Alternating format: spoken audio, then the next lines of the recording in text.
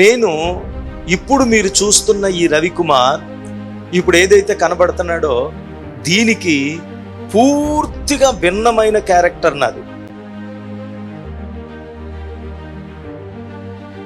నేను రక్షణ పొందినప్పుడు ఇప్పుడు సోకాల్డ్ మనకి టీవీలో కనబడుతున్న చాలా మంది పాస్టర్స్ ఎవరో కూడా ఇంకా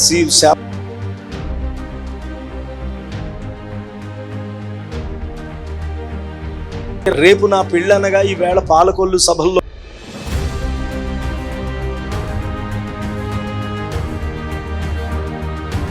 ఆవిడ ఒక గవర్నమెంట్ టీచర్. ఆమె అక్కడ గడప దగ్గర కూర్చుని మళ్ళీ నన్ను తీసుకుని అన్న రాజుబాబు గారు, దేవుని బిడ్డల జోషి గారు, ఇలాగా అనేక మందితో కలిసి నాకేం అర్థమయ్యేది కాదు, పొరపాడైపోయేది. నేనేంట్రా బాబు, ఏళ్ళిద్దరేంట్రా బాబు.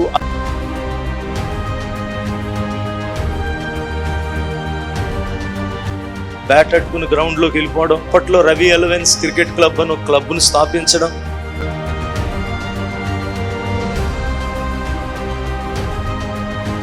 పైకి భోజనం పంపించేసేవారు. పంపించేసినటువంటి భోజనాన్ని నేల మీద వేసుకుని వేడివేడి భోజనాన్ని మరుసటి రోజు వరకు కూడా సర్ది పెట్టుకుని ఆ వాసన కొట్టే వరకు చూసి దాన్ని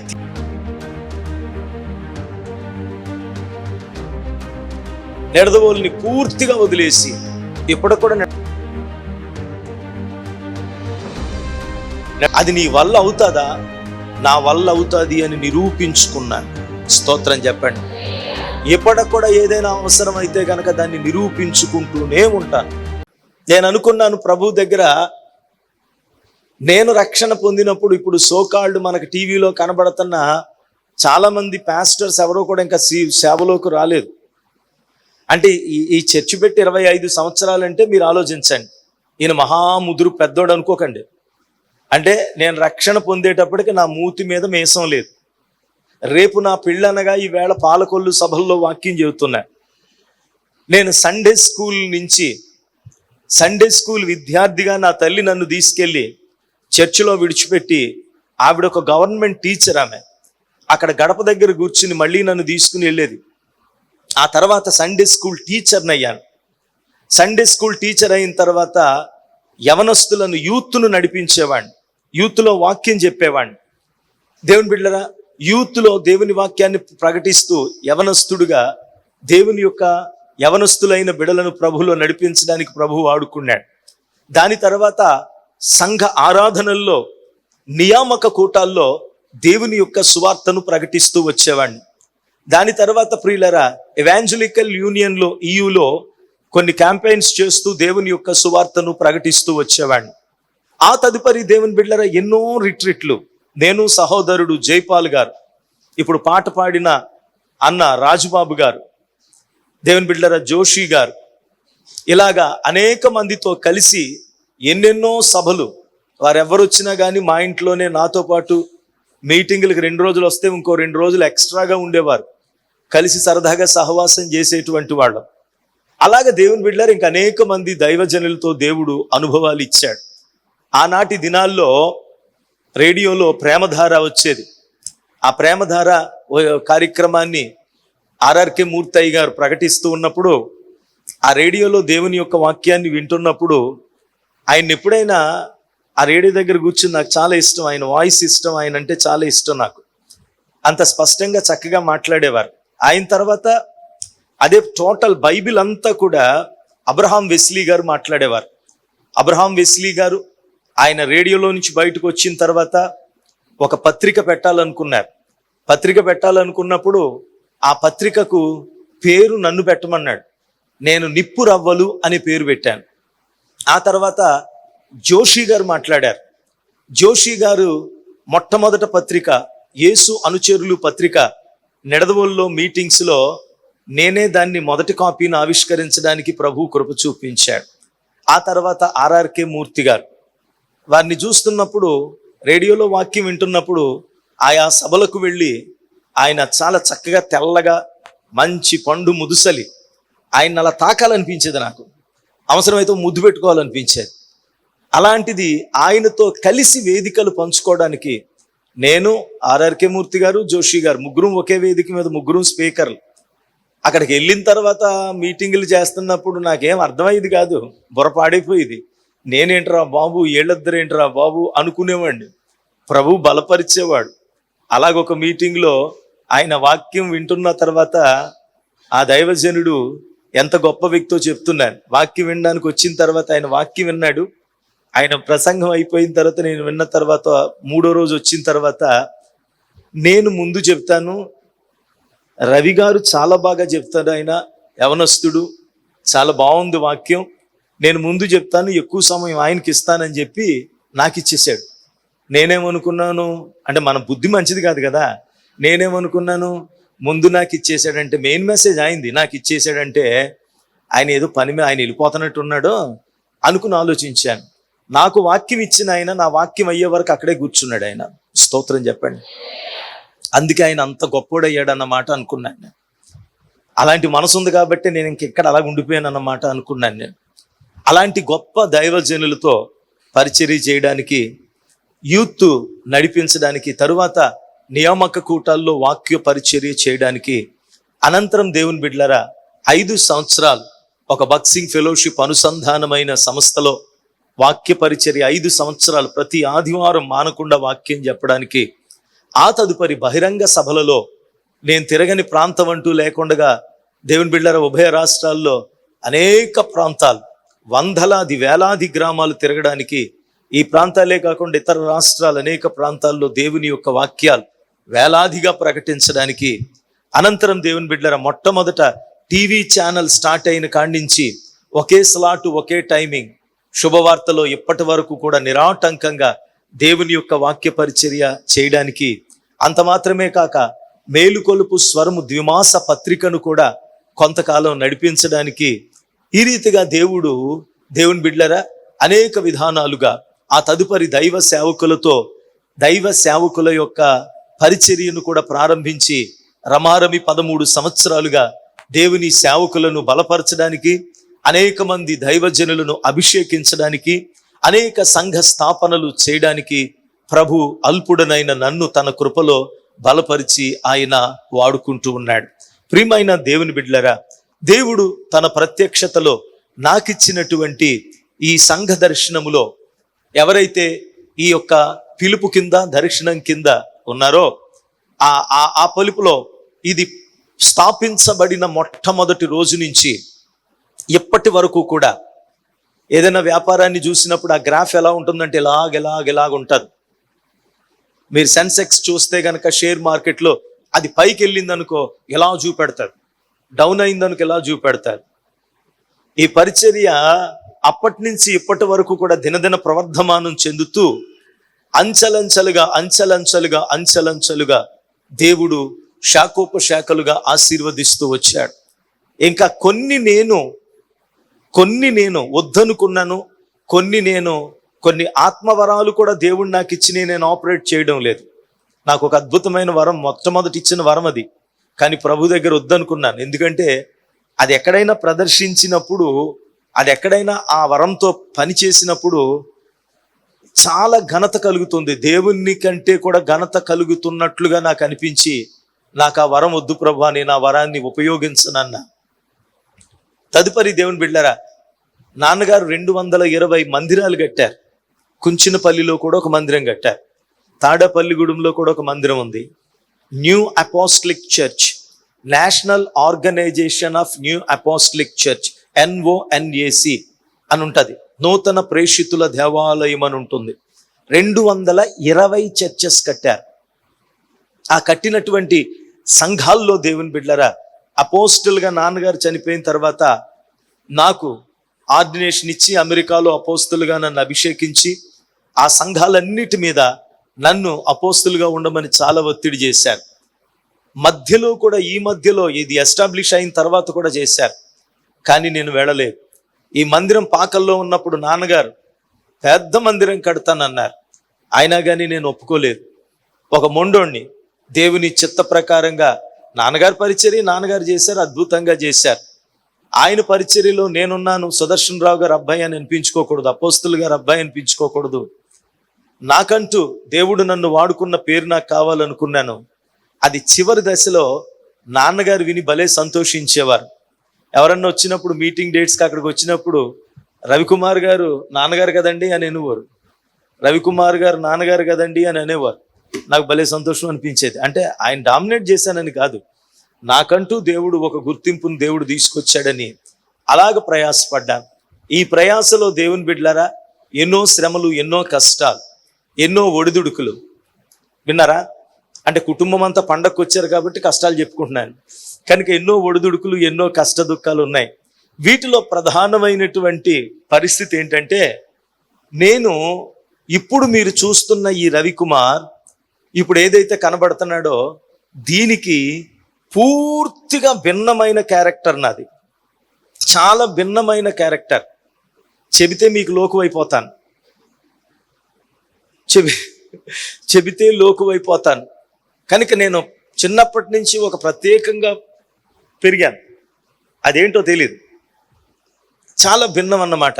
తల్లిదండ్రులు ఇద్దరు కూడా, నాన్నగారేమో డాక్టర్ కమ్ అపోస్టల్, కొన్ని పొలాలు ఉన్నాయి చెట్టుపేటలు, ఇప్పుడు లేవులేండి, మొత్తం అయిపోయింది. చిన్నప్పుడు 7th క్లాస్లో నాకు నాన్నగారు అప్పట్లో లూనా TFR ప్లస్ బండి కొన్నారు. 10th క్లాస్కి వచ్చేటప్పటికి ఇండియాలో మొట్టమొదట 100cc bike RTZ Kawasaki Bajaj అని, అప్పటి వరకు SD జావా ఇయే ఉండేవి. మొట్టమొదట బైక్ నాదే. ఇంటర్లో మొట్టమొదట కారు సినిమా యాక్టర్ సుమన్ గారు వాడినటువంటి car, Delhi registration ambassador car నాకు కొనిచ్చారు. అప్పటి నుంచి నాన్నగారు కనీసం సంవత్సరంలో 4-5 దేశాలు వెళ్ళేవాడు. వెళ్ళినప్పుడల్లా అక్కడి నుంచి దేవుని బిడ్డలారా చాలా కాస్ట్లీ పర్ఫ్యూమ్స్ కానివ్వండి, సూట్లు కానివ్వండి, చిన్నప్పటి నుంచి సూట్లోనే ఉన్నాను, ఇప్పుడు కొత్తగా ఏం వచ్చిందేం కాదు, ఇవన్నీ కూడా తీసుకొచ్చి నాకు ఇచ్చేవారు. ఇస్తున్నటువంటి తరుణంలో అలాగ చాలా గారాభంగా ముద్దుగా పెరిగాను. అంతకంటే మించి గొప్ప పని ఏంటంటే, చాలా సంపాదన, అప్పుడు చాలా మినిస్ట్రీ ఉండేది. ఈ మినిస్ట్రీ ఉన్నటువంటి తరుణంలో అమ్మ జీతం, నాన్నగారు బ్యాంకట్లో అప్పల్లో లక్షలు ఉన్నటువంటి అకౌంట్లు, అవన్నీ చర్చెస్కి అన్నిటికీ కూడా ఆర్గనైజ్ చేయాలి. అప్పుడు నా పరిస్థితి ఏంటంటే, నాన్న ఓ 10 రూపాయలు ఇస్తే, 100 రూపాయలు ఇస్తే పండగ చేసుకుందాం అనుకునే టైంలో ఆయన 3 అన్నదమ్ముల్లో నేను కడసారి వాడిని. నాన్నగారు ఏం చేశారంటే, తీసుకొచ్చి ఆ తాళం చేతులు నా చేతుల్లో పెట్టేశాడు. మొత్తం అంతా నువ్వే చూసుకోరని పెట్టేశాడు. అంతకు ముందు వరకు చిన్న చిన్న దొంగతనాలు కూడా చేశాను. అంటే అంత ధైర్యంగా దొంగను కాదు, చిన్న చిన్న దొంగతనాలు. అంటే అలాగా 100 రూపాయలు కావాలి, 100 రూపాయలు కావాలంటే నాన్నగారు తీసుకొచ్చి అక్కడ డబ్బులు పెడితే ఆ 100ని తీసి పక్కన పుస్తకాల పక్కన నొక్కేసివ్వండి. మళ్ళీ వెంటనే తీసివ్వండి కాదు, దానికి ఎక్స్పైరీ డేట్ ఉంటుంది, 2 రోజులు దాన్ని ఆయన పట్టించుకోలేదు, మర్చిపోయాడు అన్న తర్వాత 100ని బయటికి తీసివ్వండి. 100ని తీసి సరదాగా, అప్పటి నుంచి చిన్నప్పటి నుంచి కూడా దేవుని బిడ్డలారా అల్లరి చిల్లరిగా తిరగడం కానీ అలవాట్లు లేవు. సరదాగా ఫ్రెండ్స్తో సంతోషంగా క్రికెట్ ఆడడం.